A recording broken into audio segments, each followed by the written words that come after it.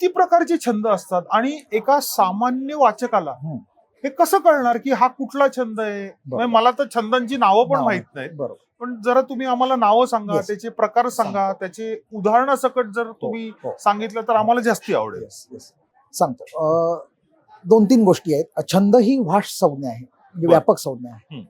त्याच्यामध्ये मग अक्षर छंदातल्या कविता येतात, त्याच्यामध्ये मात्रा वृत्तातल्या कविता येतात, त्याच्यामध्ये अक्षर गणवृत्तातल्या कविता येतात आणि मग मुक्त छंद पण त्याच्यामध्ये येतो, गझल हा प्रकार पण येतो. त्या दृष्टीने छंद ही व्यापक संज्ञा आहे. मग जेव्हा मात्रा, एखाद्या अक्षराचा उच्चार करण्यासाठी लागणारा कालावधी म्हणजे मात्रा, बर, अशी जर व्याख्या आपण केली तर एखाद्या त्याच्यामध्ये प्रमाण 1 आणि 2 असं जर मोजलं तर एखाद्या उच्चारण्यासाठी लागणारी मात्रा 1 असू शकेल किंवा 2 असू शकेल. हे प्रमाण जर आपण मानलं तर त्याप्रमाणे मात्रा विभाग करून मात्रांची विभागणी मात्रावृत्त तयार होतं. बर. आणि अक्षरामध्ये लगावली असते. ल म्हणजे लघु, गा म्हणजे गुरु. मग लघु गुरुच्या जे आपण प्रकार पाडतो किंवा खंड पाडतो त्या ते लगावली म्हणतो त्याला आपण. लगाच्या स्वरूपात असतं. म्हणजे मंजुघोषा वृत्त घेतलं तुम्ही, गाल गा गा गाल गा गा गाल गा गा. गा म्हणजे गुरु अक्षर, ल म्हणजे लघु अक्षर. मग गाल गा गा, गुरु लघु, गुरु गुरु असे 3 प्रकार केले की ते मंजुघोषा वृत्त.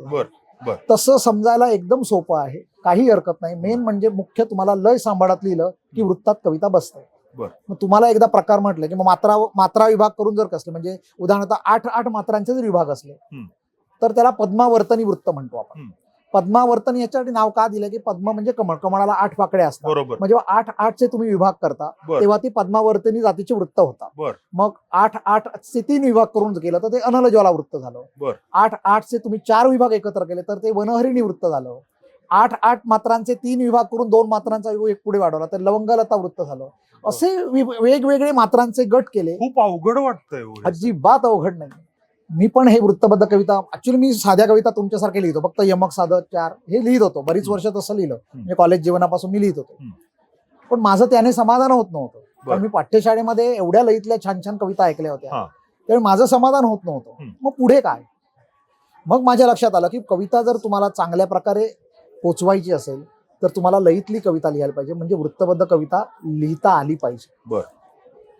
मग मी अशा शोधामध्ये होतो की हे मला कुठे मिळेल. मग छंदो रचना हा माधव जुलियन म्हणजे माधव पटवर्धनांचा जवळजवळ 700 आशयमानाचा ग्रंथ आहे. आता तो नुसता ग्रंथ एवढा बघितल्यानंतर माणूस घाबरून जाईल. त्याच्यामध्ये पूर्ण माहिती आहे या विषयाची. पण तिकडे जायलाच माणूस एवढं पुस्तक म्हटल्यावर घाबरून जाईल. मग अशी छोटी छोटी पुस्तकं आहेत. नेटवरून माहिती काढली. वान सरदेसाई आपल्या कल्याण मधले आहे, त्यांच्याकडून बरीच माहिती मला मिळाली. नेटवरून माहिती मिळाली. त्यानंतर मोर वाळंबेंचा सुगम मराठी लेखन कोश आहे, त्याच्यामधून बरीच माहिती मिळाली. आणि असं करत मी 4 ते 5 वर्ष धडपडत हे वृत्तबद्ध कवितेचं तंत्र शिकण्याचा प्रयत्न करत होतो. मला वाटलं हे बऱ्यापैकी मला जमतंय. कारण थोडंसं जर तुम्हाला नईचं किंवा मिठाचं ज्ञान असेल ना तर हे पटकन तुम्हाला समजतं. थोडंसं तंत्र समजून घेण्याची आवश्यकता आहे. तर मला समजल्यानंतर मी त्यातला आनंद घेऊ लागलो लिहून.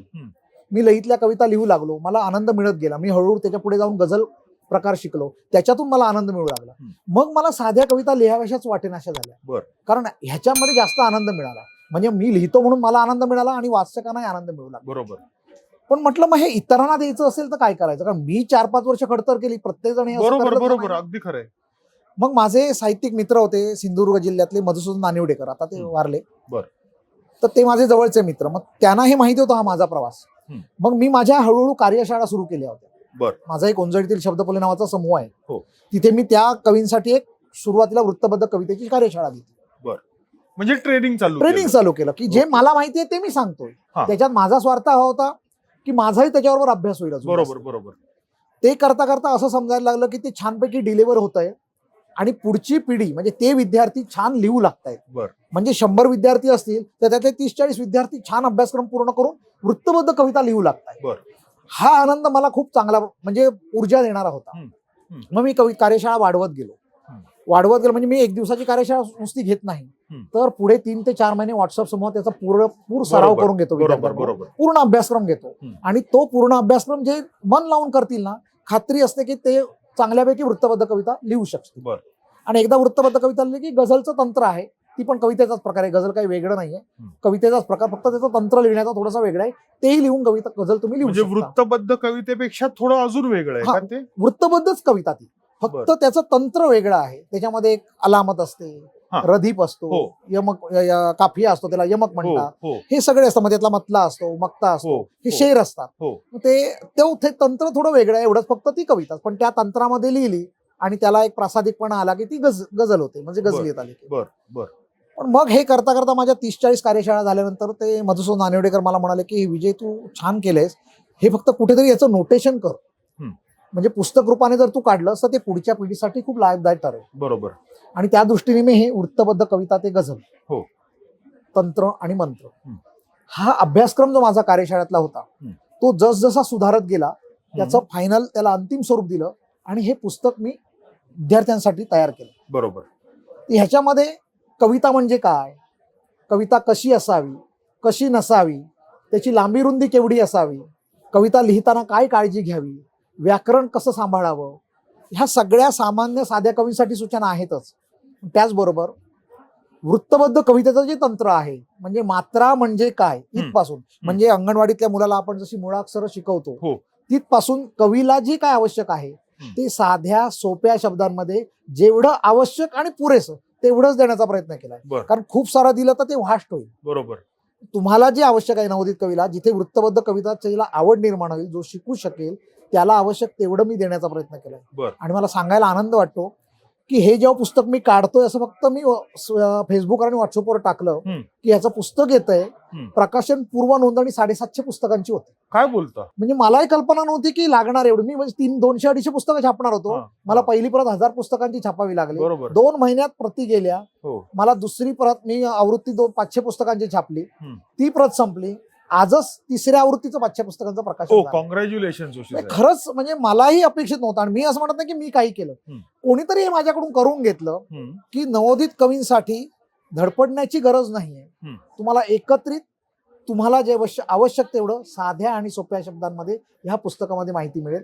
मग तुमच्या प्रतिभेने तुम्ही अजून ज्ञान, सोशल मीडियावरती बाकीची वरचं ज्ञान देणारी खूप सारखी पुस्तकं आहेत, त्यातून तुम्ही तुमचा अभ्यास करू शकता. पण हे कोणीतरी माझ्याकडून करून घेतलं आणि ह्याचा मला आनंद आणि समाधान आहे. आणि या सृष्टीने माझ्या कार्यशाळा सुरू आहे. आज 80च्या आसपास माझ्या वृत्तबद्ध कवितेच्या कार्यशाळा आणि गझलच्या कार्यशाळा झाल्या, आणि पुढच्या पिढीने वृत्तबद्ध कविता लिहावी हा माझा ध्यास आहे, आणि त्या दृष्टीने माझे प्रयत्न सुरू आहेत.